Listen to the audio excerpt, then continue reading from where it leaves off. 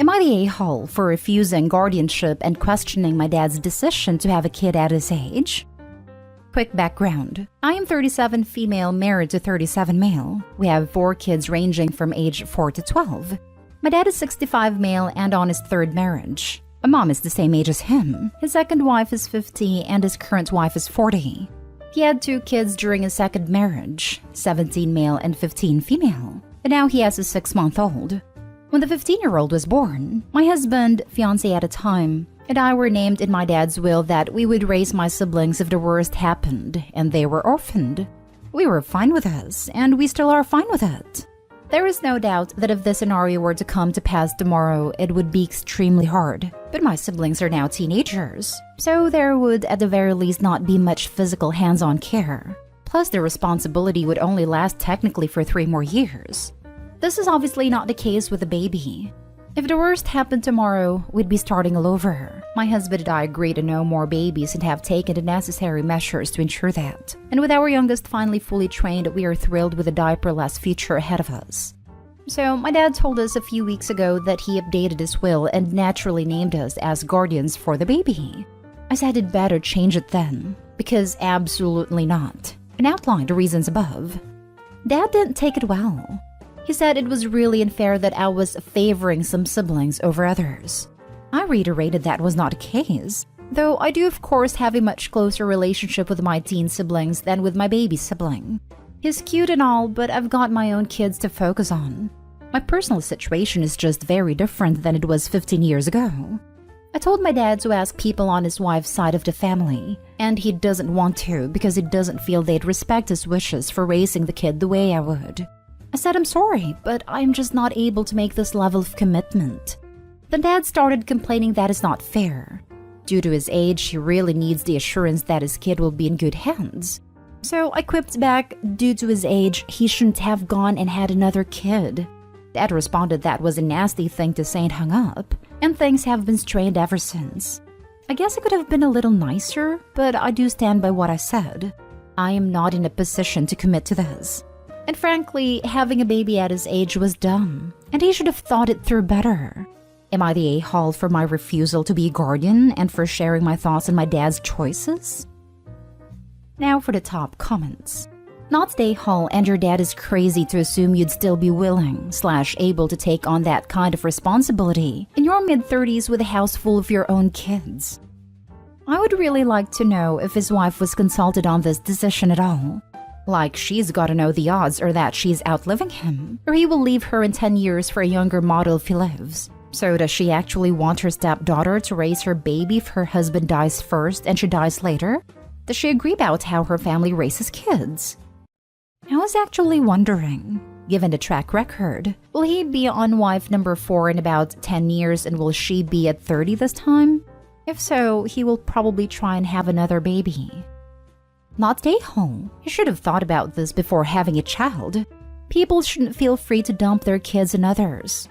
The good news is that his wife is almost her age, so it's unlikely she will die before the kid reaches adulthood. I know it's unlikely, but bad things happen. That's why we make these contingencies in the first place. My husband and I have our own will that includes who will take our kids, if something happened to us, and obviously my dad is right to do so as well. I just don't want to be the one listed here. I'm also pretty sure that even if it is in his will that you all will care for the baby, you still don't have to.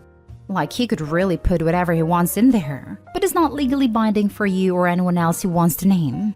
Being named in the will simply means that he wants you to do it before anyone else, but you still have every right to say no if the worst does come to pass and the will comes into play. Instead of arguing about whether you're on the will or not at all, your conversation with him should really follow the lines of, Dad, you can totally name me in the will if you really want to, but you have to understand that I will say no if it comes to pass. By naming me, all it's doing is leaving this child without a real plan, and could possibly land them in foster care, / in the system instead of with family or any other person you trust. I think it would be smarter and everyone's best interest to find someone else who is already willing and name them instead. Next story is titled, Am I the a-hole for refusing to call my 8-year-old half-uncle, uncle? So, my family is kind of a mess. What you need to know for this is that both my dad and grandpa had kids young. So I'm 15, my dad is 37, and I think grandpa's somewhere in his late 50s. Grandparents divorced when I was a kid, and 2 years later, grandpa remarried. His new wife, who's younger than my dad, brought a kid to the marriage, and suddenly had a step-uncle. Let's just call him Brian. When we first met, the kid was like 4 or something. I thought it would be funny to call him Uncle Brian because of the ridiculousness of having an uncle so much younger than me. It was a joke, but he liked it, so I kept calling him that. Couple years later, and we find out he's not my step-uncle, but my half-uncle. Grandpa apparently had a second family he managed to hide even through the divorce, and tried to pass his new wife off as someone he'd met just after separating. Cue big drama, massive fighting. I didn't see Grandpa and his new wife for more than a year. He's only just starting patching things up between the rest of our family, so I only just met Brian again. And he's become a little turd. He's needy, whiny, and throws tantrums all the time. I just try to ignore him, but his mom spoils him, so I don't think he'll get better anytime soon. None of this would be a problem except when my grandpa was trying to patch things up. He moved closer to my family, and now Brian and I go to the same school. It's a K to 12, and though I don't see him during the day, we sometimes run into each other after school. I've got a club and he's in the after-school childcare thing.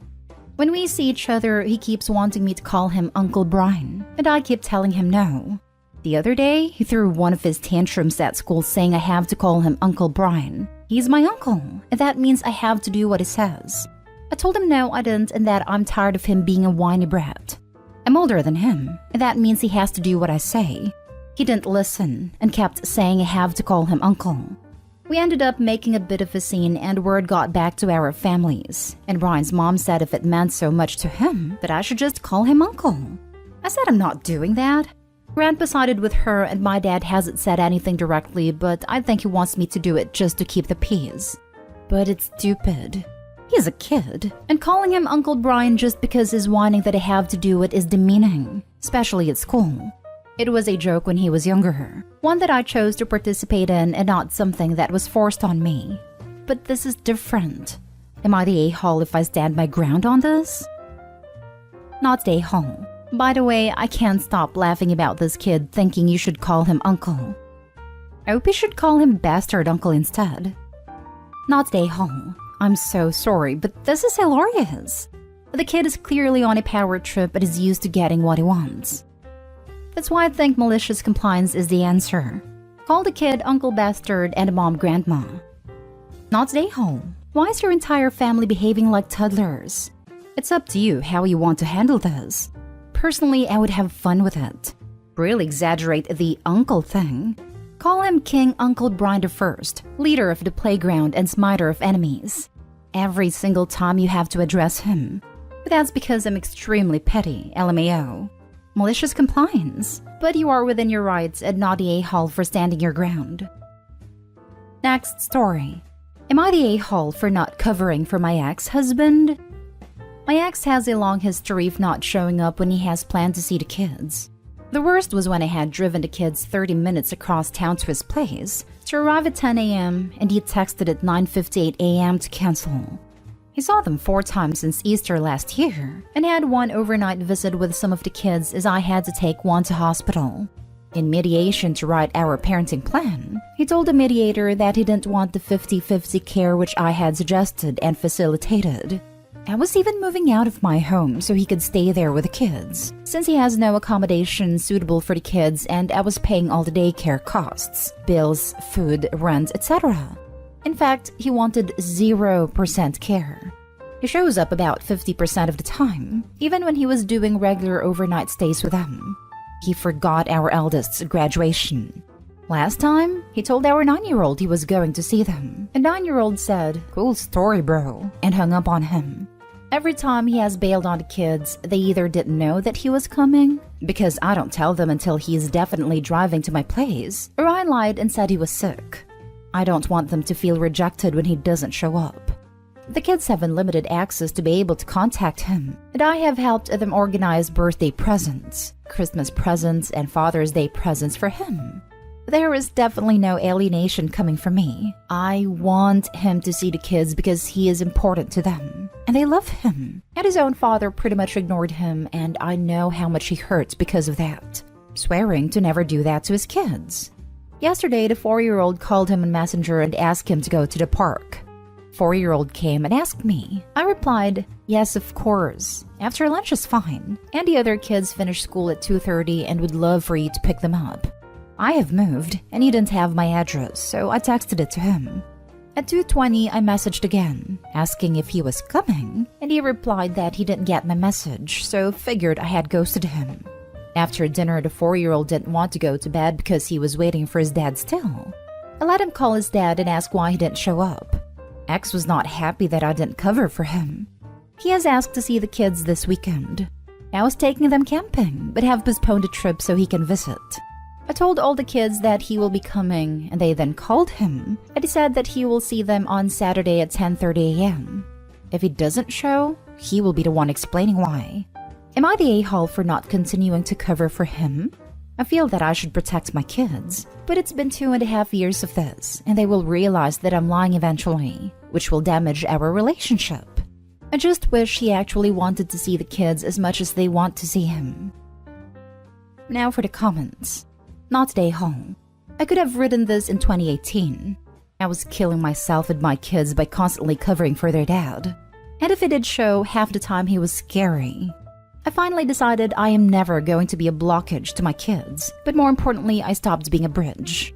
Both kids made me put this boundary up because they both, a few months apart, attempted to end themselves over what I consider the biggest mistake of my life, losing my children's trust because of their dad.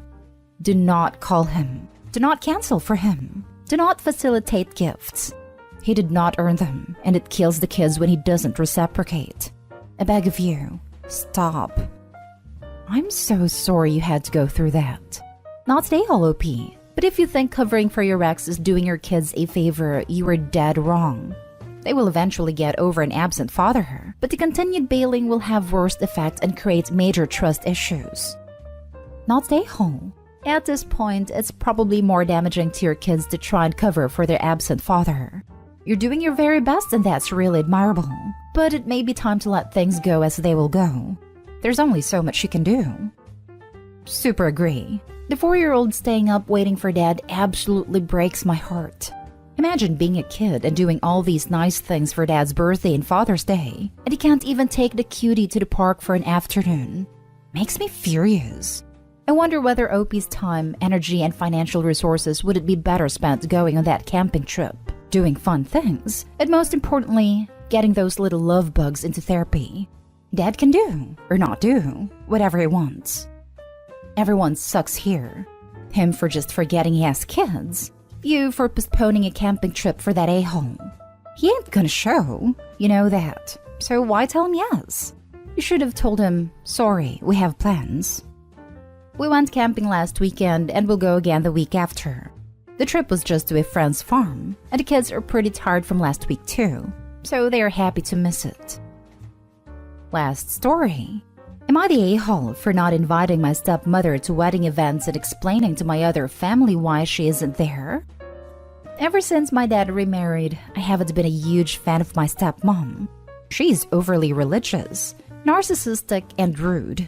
For example, when I left to college, I left the church she believed in, and she flipped out about me not going. She makes assumptions that I was doing bad things and sent me rude texts about it. She has ignored me for long periods of time. My fiancé and I have moved in together about a year ago, and she flipped out. She sent rude texts to my fiancé and saying things like, I can't believe you would disrespect our family and lie to us. I didn't lie. And no, you are not welcome home again, and unfriend everyone we know on social media. She has treated my fiancé and I very unfair and poorly regarding the fact that we are not doing what she wants. And she doesn't consider the fact of how successful we both are. We are old enough to take care of ourselves. She has also purposely separated me from my family that still cares about me. She hasn't spoken to me in years. Not about birthdays, holidays, engagement, nothing. After a long talk with my dad, I agreed to invite her and my other step family to my wedding, even though I'm almost positive they all hate me. However, am I the a-hole for not including this part of my family in other events, bridal shower, etc.? Also, would I be the a-hole for informing my other caring family members why she's not invited when they ask or wonder her? Not the a-hole. I wouldn't even invite her to the wedding. If she has separated you from the family, banned you from their home, and doesn't respect your relationship, then she should absolutely not be surprised to not be included in your events surrounding your wedding for a relationship she's explicitly against. And if anyone asks, you can definitely just give them the clear-cut truth of the matter. Stepmother has isolated me from the family and doesn't support our relationship, so we see no reason to include her in a celebration for something she's so against. They will ruin your wedding. If she has made awful comments for everything and anything, she will find plenty of things to say at your wedding. If she has stranded you from people you like and you never had issues with, invite them, but first have a talk with them to see if they really like you back. And I get wanting to keep a relationship with your father, but if he insisted on her being there and has never defended you or put a stop to her nonsense, he is not being a good father. I hate people using church and God to justify their awfulness. I've yet to find a religion that, if followed correctly, doesn't condemn that kind of behavior. That kind of people really like to nitpick. They love to see the mote in one's brother eye while ignoring the beam on their own. Those people are best dealt with their own medicine. Don't know what the religion is, but I am sure you can find plenty of bibliography easily that would help you describe how bad their behavior is. And if they come after you, you use that. They will get harder time to refute you. Of course, they can always go to "you are devil" nonsense. But then the burden is on them. Why are they associating with the devil? Good luck, Opie. You are not the a-hole. Uninvite her. That is my advice. Info. Why is your father allowing her to try to lay down the law for his children? Why did he not nip this in the bud the moment it started up? Does he agree? He doesn't agree, but he doesn't take any stand against her. So your father won't even step up to shield his own children from his overreaching wife. I'd say you're better off without them. Not the a-hole, and I would consider rescinding the invitation too. Not the a-hole. Your wedding, you invite who you like. But if your dad knows what's going on, why is he allowing her to get away with his behavior? Sounds like your dad married and abused her, and hopefully he'll gain some perspective and leave her. Yeah, I wish. He doesn't get it. He chooses her over me, it seems. Other than that, he is a great dad and does a lot for me. Sad.